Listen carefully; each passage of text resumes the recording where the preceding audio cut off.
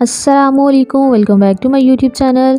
Viewers, आज की सबसे बड़ी खबर आपके साथ शेयर करेंगे। फेमस टिकटॉकर जोड़ी सहर समी के घर बेटी पैदा हुई है, उसके बारे में मुकम्मल तफसीलात जानेंगे आज की इस वीडियो में। उससे पहले आप सबसे रिक्वेस्ट है, वीडियो को लाइक और हमारे चैनल अनाया खान को लाजमी सब्सक्राइब करें। आपको बताते चलें, सहर हयात और समी रशीद की शादी पिछले साल ही हुई थी, जिसके फंक्शन लंबा अरसा तक चले थे। अब शादी के 1 साल बाद अल्लाह पाक ने इस जोड़ी को बेटी की रहमत से नवाजा है।